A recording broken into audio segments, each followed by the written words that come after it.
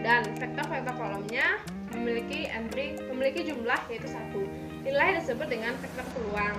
Nah, yang perlu diingat adalah untuk matriks M berukuran n kali n, maka Mij-nya adalah representasi dari peluang berpindahnya keadaan dari D kepada keadaan I dalam n tahap. Contohnya yang tertera di poster ada matriks P 0,7 dan 0,3, sedangkan matriks AP mengalami peningkatan pada baris kedua dan mengalami penurunan pada baris pertama. Jika kita lihat, baris pertama itu menyatakan proporsi penduduk yang hidup di kota ditambah dengan penduduk yang pindah ke kota. Nah, pada baris kedua yaitu proporsi penduduk yang hidup di pinggiran kota ditambah dengan penduduk yang pindah ke pinggiran kota. Jika kita lihat apakah penduduk kota akan habis, kita lihat dari limit M menuju P hingga dari A pangkat M dikalikan dengan P. Jika kita cari hasilnya akan didapatkan 1/6 dan 5/6.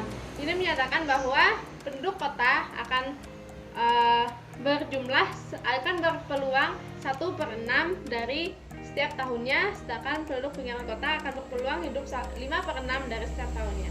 Terima kasih.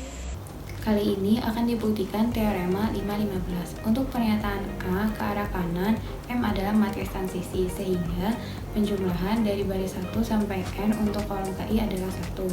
Karena untuk tiap koordinat U bernilai 1, maka ini sama dengan nilai U ke I.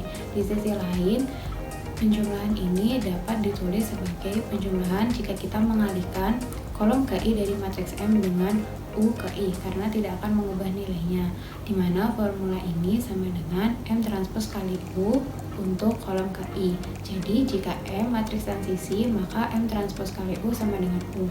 Untuk bukti ke arah kiri, M adalah matriks dengan entry tak negatif, dan M transpos kali U sama dengan U untuk kolom KI, di mana untuk tiap koordinat U bernilai 1.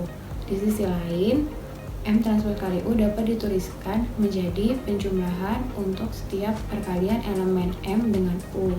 Karena untuk tiap koordinat U bernilai 1, maka dapat kita tuliskan menjadi penjumlahan tiap elemen matriks M untuk kolom KI, sehingga untuk tiap kolom M bernilai 1 dan M adalah matriks transisi. Selanjutnya, teorema ini menyatakan bahwa V adalah vektor peluang jika dan hanya jika U transpos V sama dengan 1. Kita buktikan dari kiri ke kanan terlebih dahulu. Misal V adalah vektor peluang, maka jumlah dari elemennya adalah 1. Sehingga 1 sama dengan sigma dari I sama dengan 1 sampai N VI sama dengan sigma dari I sama dengan 1 sampai N UI VI sama dengan U transpos V. Jadi, jika V adalah vektor peluang, maka U transpos V sama dengan 1. Sekarang akan dibuktikan dari kanan ke kiri.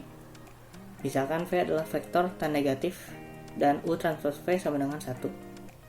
Maka 1 sama dengan U transpos V sama dengan sigma dari I sama dengan 1 sampai N UI VI sama dengan sigma dari I sama dengan 1 sampai N VI, sehingga V adalah vektor peluang.